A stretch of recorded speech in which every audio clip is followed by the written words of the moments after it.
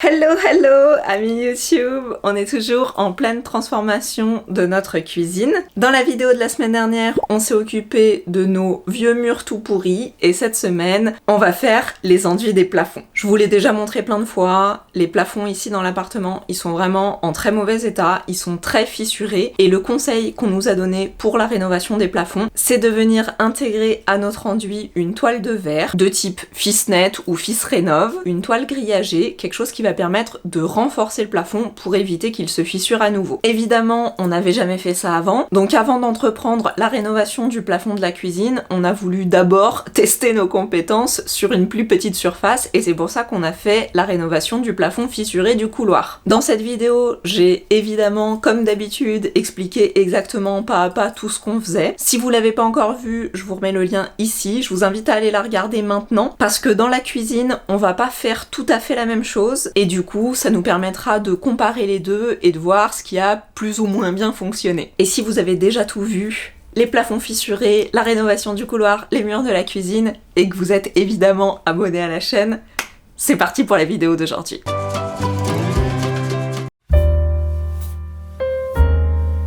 Stéphane a enduit le mur des fenêtres, c'est un truc de ouf comme c'est joli. Et le mur de la cuisine, c'est juste une tuerie. Donc pareil, là il y a une couche d'enduit de finition qui a été rajoutée par-dessus la couche de garnissant de l'autre jour. Je crois pas que la différence soit vraiment flagrante à la caméra, mais en tout cas, visuellement, en vrai et au toucher, ça fait une grosse différence parce que les murs sont super, extrêmement lisses et doux. Et regardez ce mur, il est d'une lisseur. Quand on compare avec ici, qu'on n'a pas encore fait, c'est vraiment impressionnant la différence entre les deux. Il y a encore quelques endroits où il y a des petites irrégularités aussi sur ces murs, mais ça va pas nécessiter de réenduire à nouveau complètement les murs avec une nouvelle passe. On va venir juste reboucher les trous avec une petite couche d'enduit et reponcer, et normalement ça devrait le faire. Plutôt que d'utiliser un outil électrique pour poncer, nous on a préféré utiliser des petites cales manuelles pour poncer. On a utilisé du papier 220, on n'a pas trouvé de 240. Et finalement, on trouve que c'est mieux de poncer à la main parce que ça permet vraiment de se focaliser sur les endroits où il y a des irrégularités. Et quand l'ensemble du mur est assez lisse, assez plat, c'est pas la peine de venir reponcer partout. Et je pense qu'on peut dire qu'on s'est pas trop loupé parce qu'ils sont pas trop beaux nos murs. Et celui-ci, on voit même plus l'endroit de la condamnation, c'est devenu un mur intégral. Évidemment, ça aurait été mieux de finir le plafond avant de travailler sur l'ensemble des murs de cette pièce, mais ça a été un petit peu compliqué en termes d'emploi du temps ces derniers jours. On n'a pas trouvé de moment où on était tous les deux ensemble avec Stéphane à des heures décentes pour travailler sur le plafond, donc on va faire ça aujourd'hui. On a déjà découpé nos laits de Fissnet. Finalement, ce qu'on a décidé de faire, au moins pour tester dans cette pièce, c'est de les positionner en longueur le long de la pièce. Ils vont aller de la fenêtre jusqu'au mur du fond dans le même sens finalement que les fissures du plafond. Je sais pas si c'est la meilleure option. En fait, je sais pas s'il y a vraiment une différence de les positionner dans ce sens-là ou dans ce sens-là. En tout cas, nous, on va tester comme ça aujourd'hui. Et si ça fonctionne bien, on répétera l'opération pour l'ensemble des pièces de l'appartement. Pour le plafond de la cuisine, on a décidé de tester un autre type d'enduit. Donc, on utilise toujours le Presto G comme la dernière fois, mais cette fois, on l'a mélangé avec de la colle à carotte plâtre. Donc, on a fait à peu près 50-50. On va voir ce que ça donne.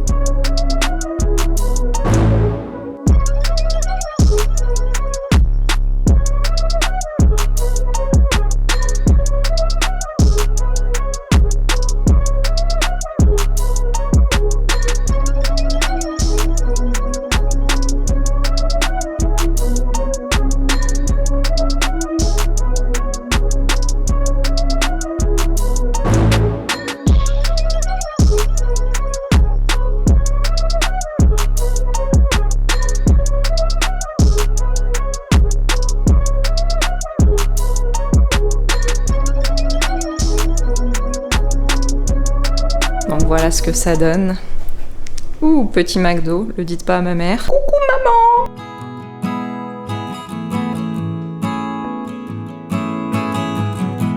L'appareil a du mal à focaliser parce que le plafond est tout blanc, mais on voit quand même bien les grosses sardines.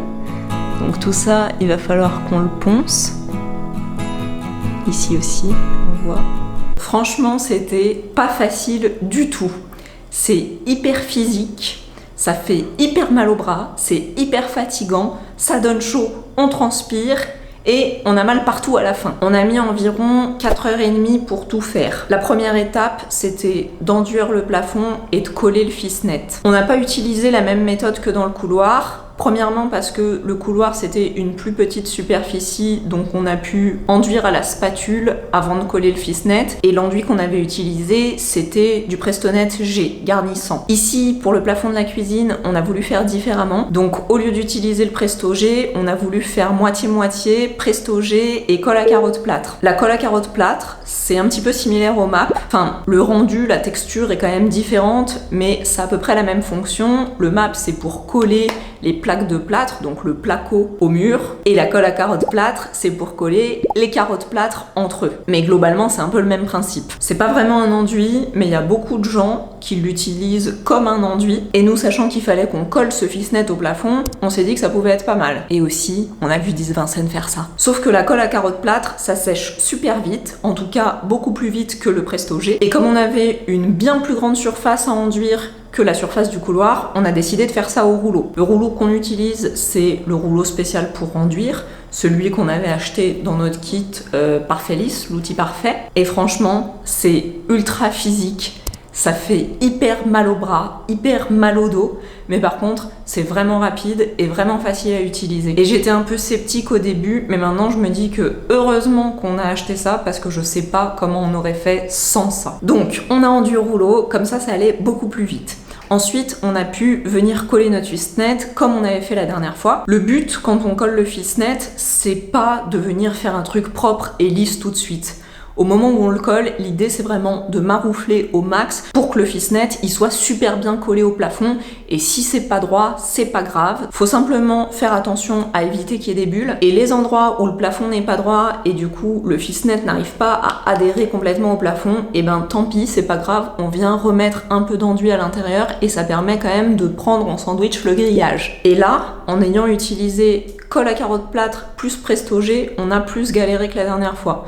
Parce que le Presto G, il est plus fluide, il est plus facile à travailler, alors qu'avec la colle à carotte plâtre, c'était un petit peu plus difficile de venir tirer le produit pour le lisser avec le fils-net à l'intérieur. Ça se fait quand même, ça fait juste un petit peu plus mal au bras. On a fait des super longues bandes pour aller d'un bout à l'autre de la cuisine. Franchement, je sais pas si c'était la meilleure idée, parce qu'on a galéré déjà à cause de la longueur des bandes. On aurait dû être 3 ou 4 pour pouvoir les tenir en même temps. Et aussi parce que si la première bande, en tout cas la première partie de la bande n'est pas parfaitement droite et alignée, et ben du coup ça décale toute la longueur de la bande. Et c'est ce qui nous est arrivé pour la deuxième bande. Elle est partie un peu en biais, donc elle a commencé à manger sur la première bande, et du coup quand on est venu poser la troisième qui elle était droite, et ben on avait un écart qui se creusait entre les deux bandes. Et au final, je pense que c'est pas très grave de venir légèrement superposer deux bandes de fils-net entre elles. Donc à la limite, on peut faire des plus petites bandes et venir,